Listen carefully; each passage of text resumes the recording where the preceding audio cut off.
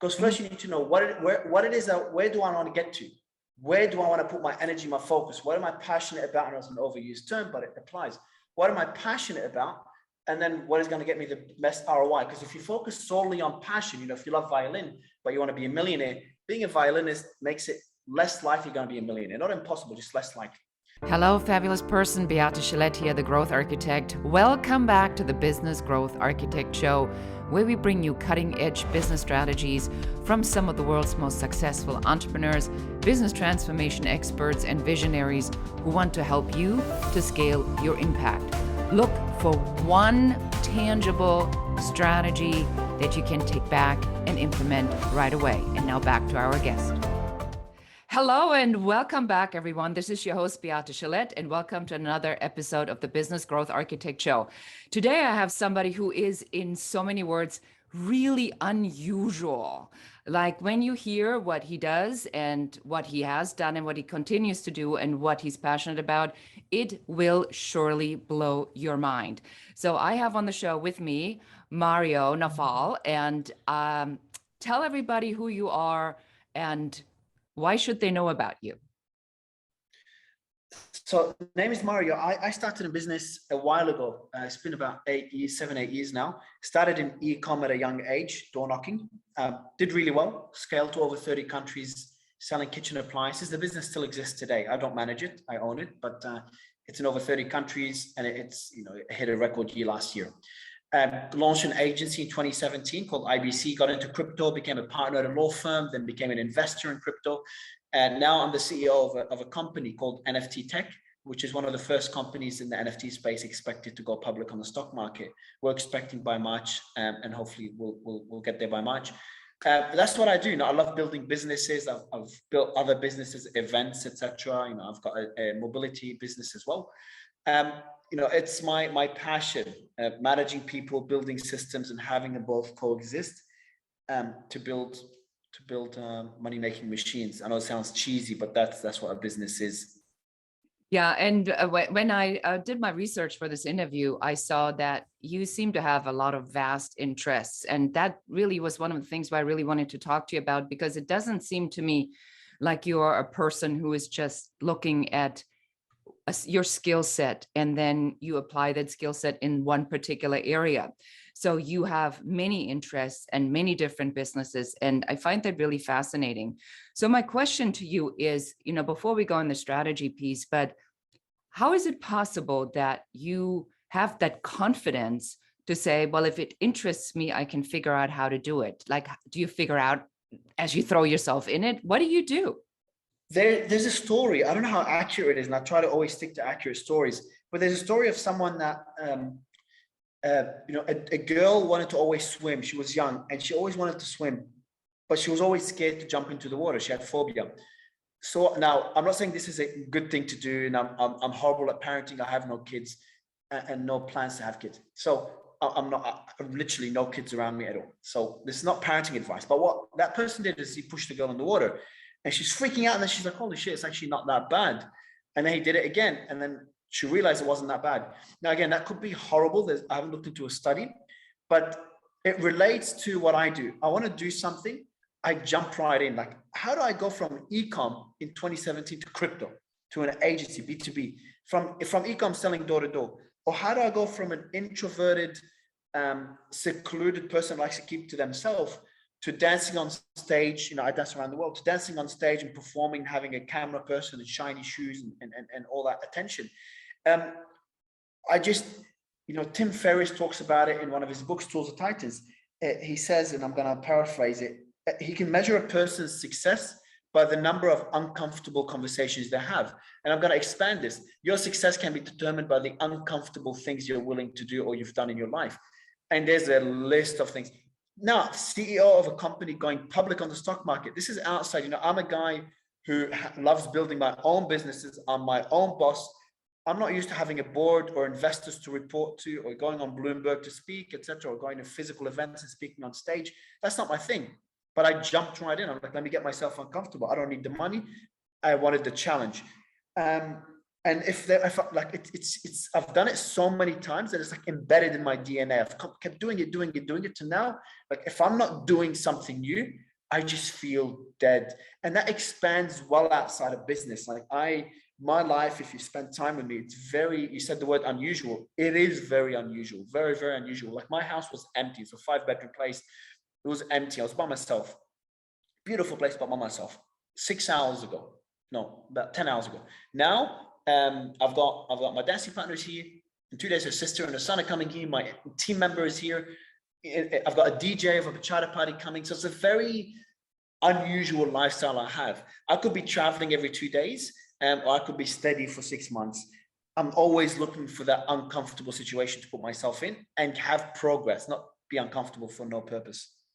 As I mean, the word that comes to mind is actually, it's kind of like ridiculous when you say it like that, and fascinating and inspiring at the same time, because I think most people spend their entire life searching for that place that's called safety, right? If they only were to get to a place. So if I say safety to you, are you going to roll your eyes and say, I don't think so? No, because safety is important. Otherwise, it'll just get too overwhelming for someone. Like even myself, I'm a pretty emotionally strong person. I've built my emotional intelligence, etc. I've worked on it for many years, so I consider myself an emotionally a steady person. However, there are times when it gets overwhelming. Like I said, I'm in crypto. Okay, well, crypto collapsed by, and that happens all the time. And I was expecting it, but it's always hard to deal with. Suddenly dropped by like 30% in 2 days. That when you have so many interests in your business and you see your portfolio just collapse, which is again expected, and that didn't hurt me. I need to have my stability, my area, okay, to sit down, focus, because now I need to act. I have people that rely on me. I have investors that rely on me to take the next step. So having a place of safety is important. Now, that doesn't have to be a physical place. It can be your home.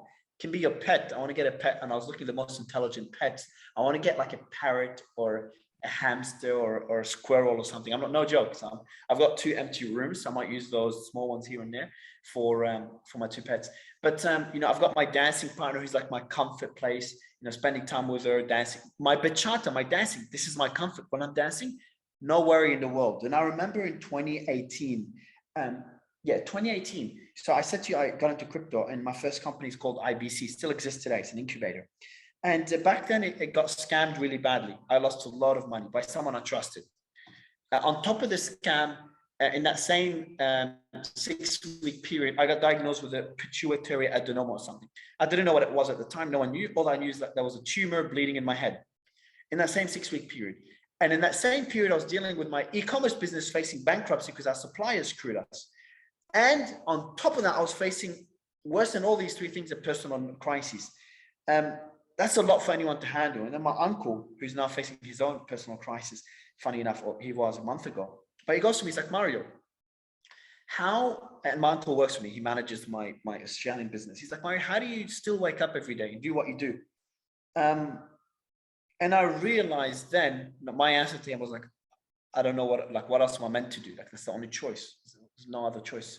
But then when you dig into it, when I started going deep, I started realizing that I did have that place where I would go when things get too overwhelming. Mine was bachata dancing. That was my passion. So I've got my own things.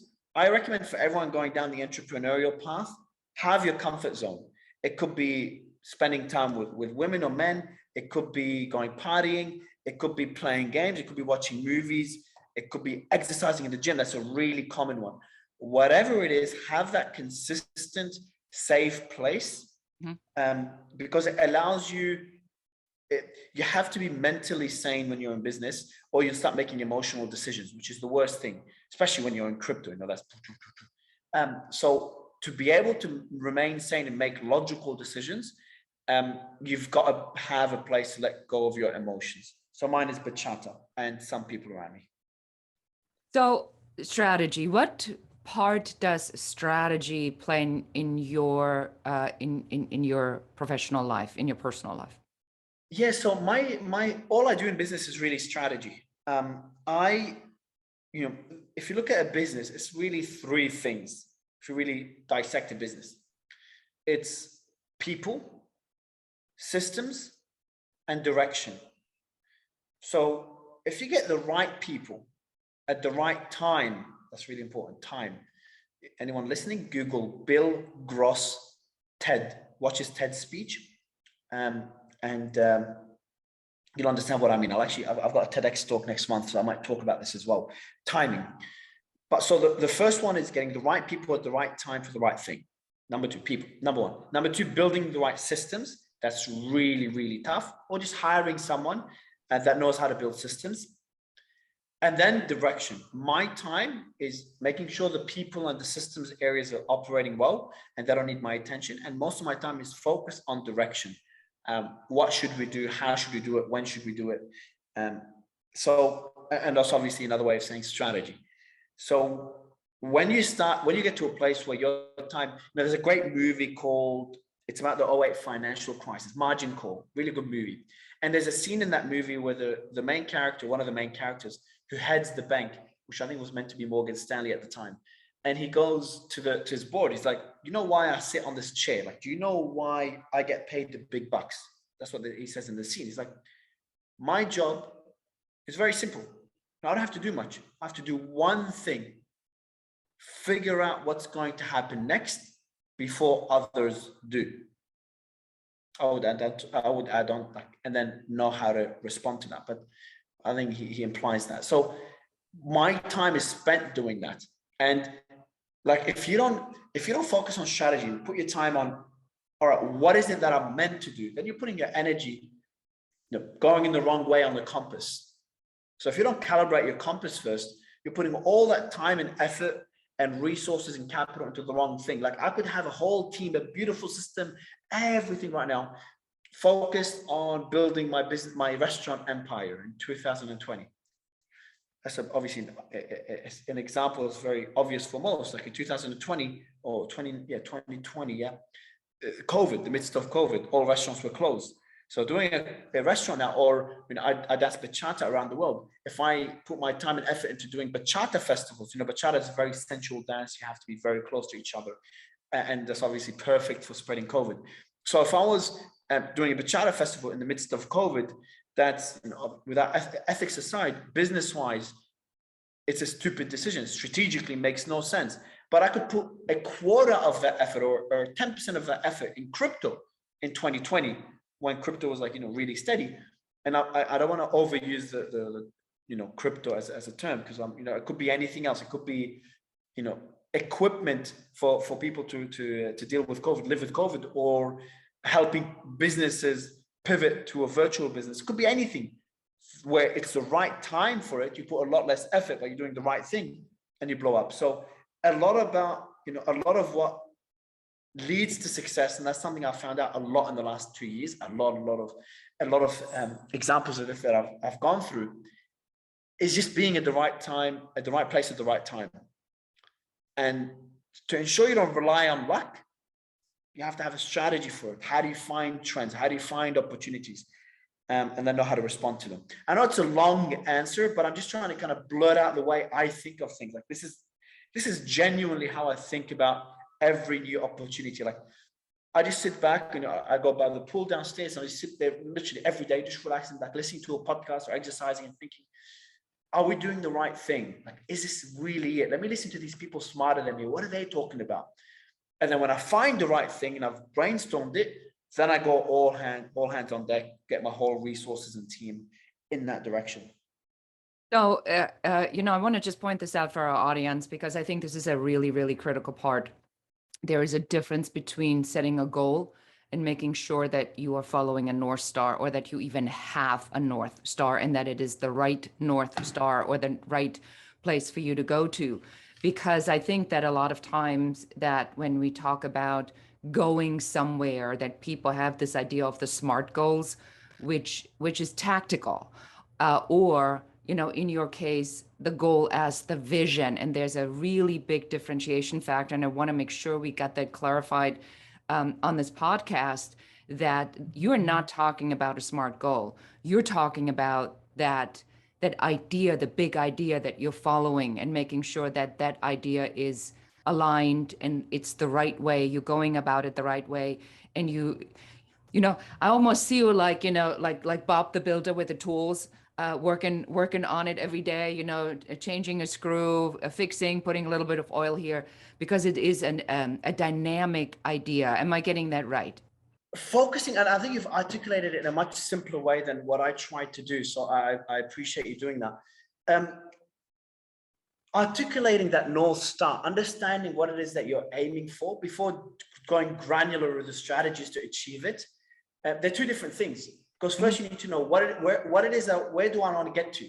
Where do I want to put my energy, my focus? What am I passionate about? And it's an overused term, but it applies. What am I passionate about?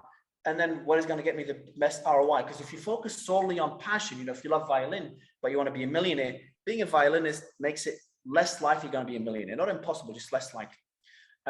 But being in an industry that's growing makes it more likely to be a millionaire. So you got to find the middle ground. Okay, I like violin. I want to be a millionaire. Okay, social media is blowing up.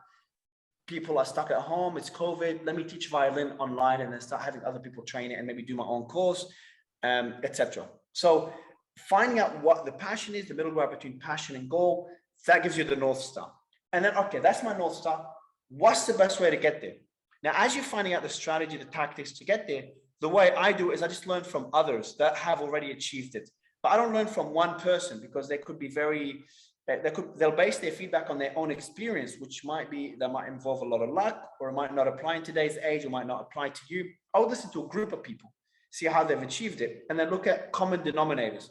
What's something that applies to all those people that have achieved the goal that I'm aiming to achieve? And I try to find those common denominators. I'm like, oh, cool, bingo, that's it. So like right now, I'm going to use crypto again because I'm just so deep into it at the moment. So right now, you know, with NFT tech, we're looking at exploring the NFT space. I'm like, okay, NFTs is like, it's digital ownership. It's a segment of crypto. So I'm like, okay, NFTs is a space, but it's a very broad term. Let me look at other players in the NFT space. You know, I look at Animoca Brands that raised $5 billion. I look at other funds like Outlier Ventures. I'm like, let's see what they do. Okay, a lot of them are focused on decentralized gaming, where digital ownership exists in those games. I see a lot of them talk about it. There seems to be a common denominator. They talk about many things, but that's a common denominator. I'm like, all right, let me look into this further. Start looking into it further, understanding it. Now I speak about it around the world, but beforehand, I had to understand it. I'm like, perfect. That seems to be the best way to get ahead in that North Star, which is having a public company in the NFT space. That the focus right now will be decentralized gaming. So I hope that kind of elaborates on what you've said between the difference of strategy versus the North Star. Yeah, 100%. And so what is your favorite strategy in all of those strategies? Is it finding the common denominator?